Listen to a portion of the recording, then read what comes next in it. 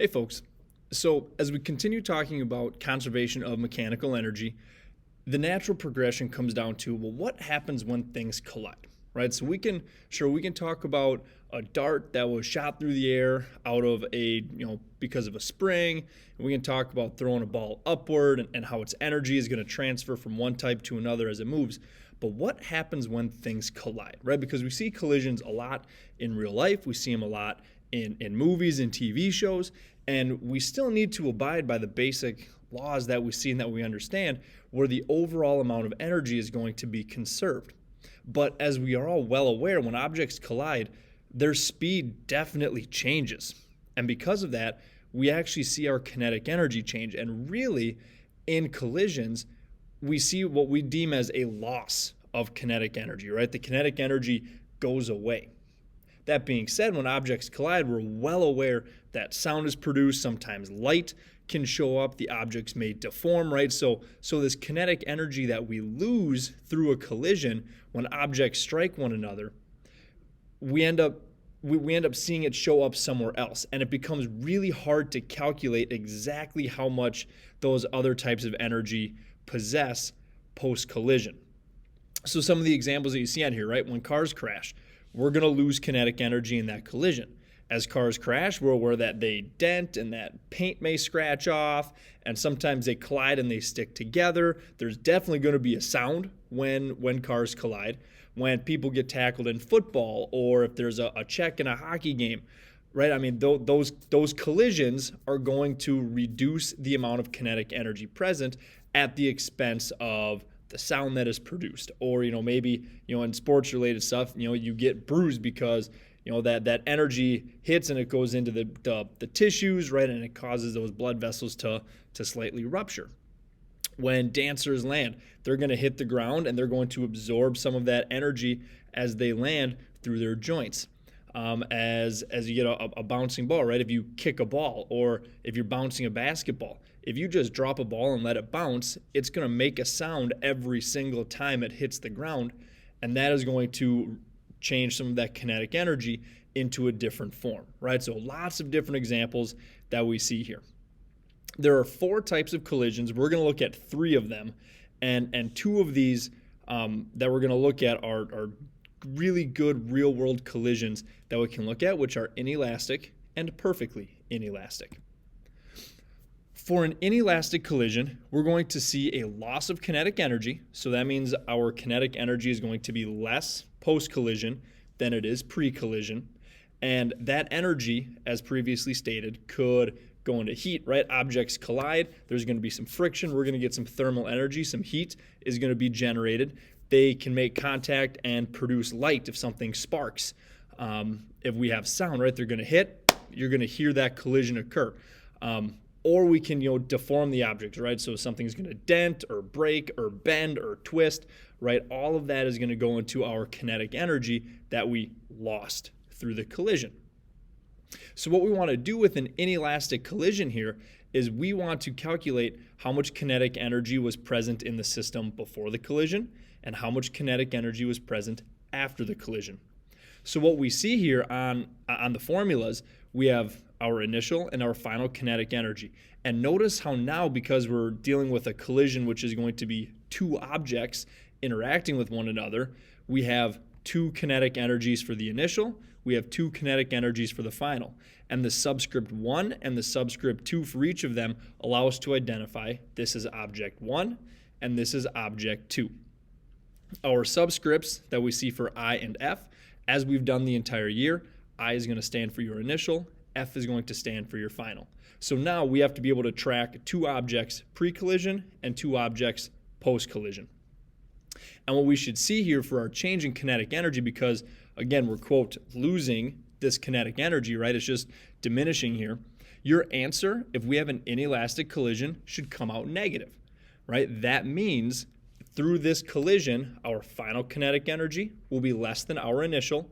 So our change, final minus initial, will give us a negative value if it is an inelastic collision. If your change in kinetic energy is 0, that means through that collision you lost no energy, thus it is not deemed as inelastic. Another type of real-world collision that we have is a perfectly inelastic collision. Now, the only difference between perfectly inelastic and inelastic is that in perfectly inelastic, the objects have to stick together. Here, the example would be these two train carts. They're moving along, they hit, they stick together, and they move off as one object. That is the lone difference. So one of our possibilities then for where this kinetic energy can go that we have, again, quote, lost, is going to be same things. Heat, light, sound. But the new one here is there's also going to be energy required to have these objects stay together, right? That is going to require energy for them to stick together in some way and stay latched together so they can move off as one object, which means post-collision, these two objects are going to have the exact same velocity because they're stuck together. So because of this, if you're reading a problem or if you're identifying a situation and you see, hey, they stick together or they move off at the same speed, you automatically know that this is a perfectly inelastic situation because they're moving together. If their velocities are the same deal, right? We're moving off together, perfectly inelastic. So technically, you would not need to calculate that change in kinetic energy because you already know the type of collision that we have.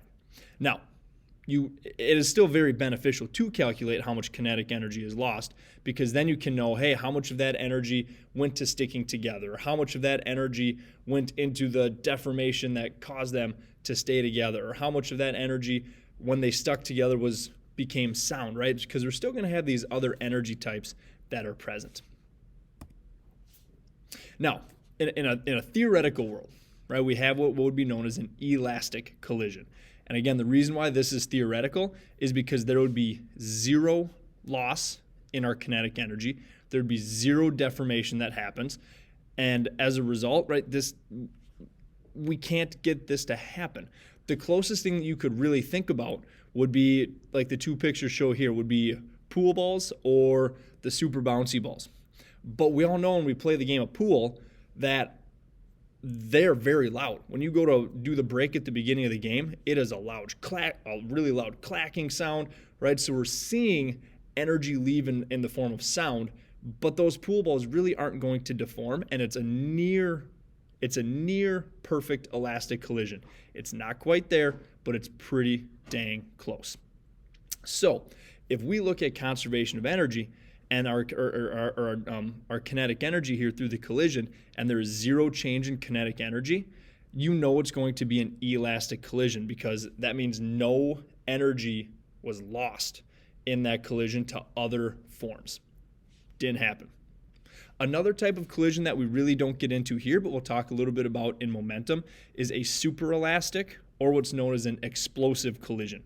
And this is going to be a type of collision where you're actually going to gain kinetic energy through the collision. Typically, this is done because there is some stored energy elsewhere.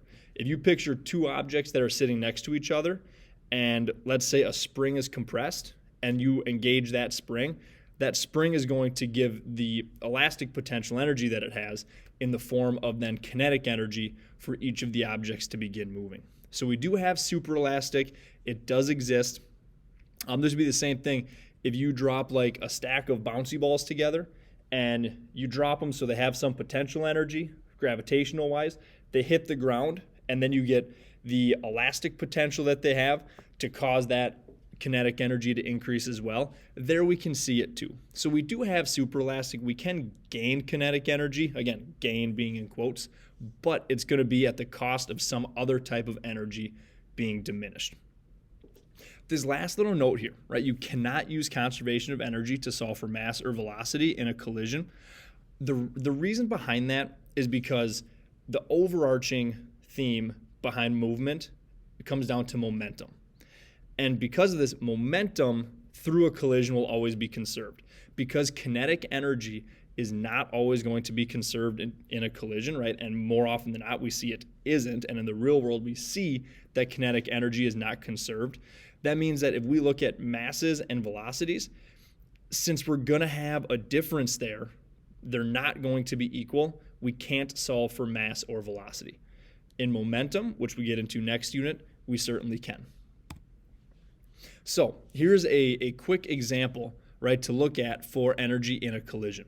We have a 76 kilogram hockey player moving at 6.70 meters per second, colliding with a smaller 59 kilogram hockey player moving at 4.5 meters per second in the opposite direction. After the collision, the 76 kilogram player slows down to 2.09 meters per second, while the 59 kilogram player has now reversed direction and is now moving at 1.43 meters per second. What type of collision is this? If it is perfectly inelastic, let's go ahead and explain. If it is inelastic, solve for that energy change.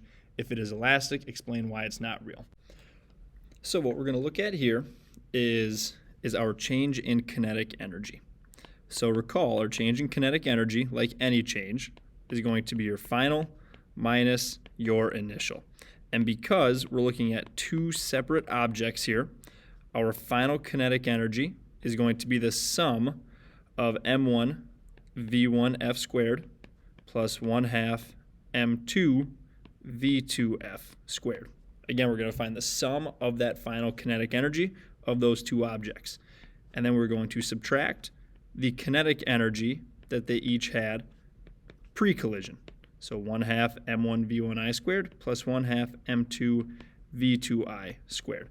Again, looking at what is our total final and what is our total initial. I'm going to go ahead and define the object 1 is going to be the first one, the first hockey player, so that is a mass of 76 kilograms. And at the end of the collision, that skater was moving at 2.09 meters per second. I'm then going to add M2, which is 59 kilograms.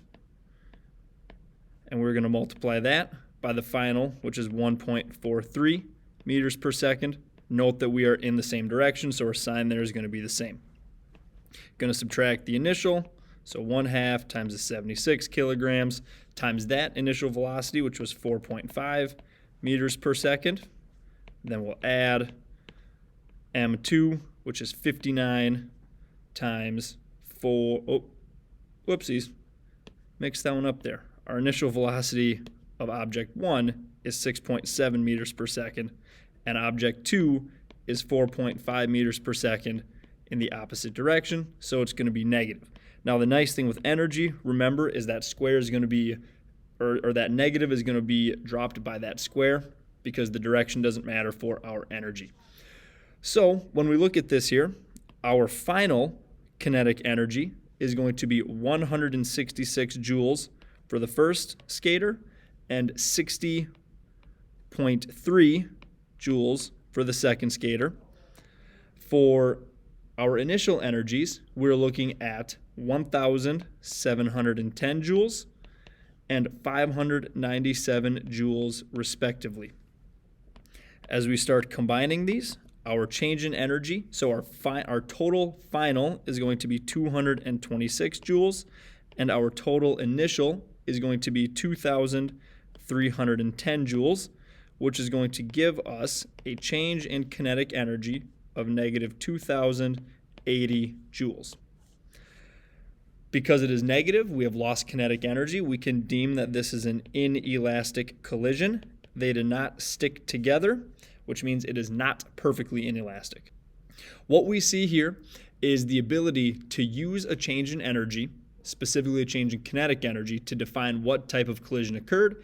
And we see that in this example, roughly 2,000 joules of kinetic energy went into some other form, likely in a situation of hockey players colliding, is going to be the sound of them making contact. They're maybe gonna turn and twist a little bit, so we're gonna see some change there.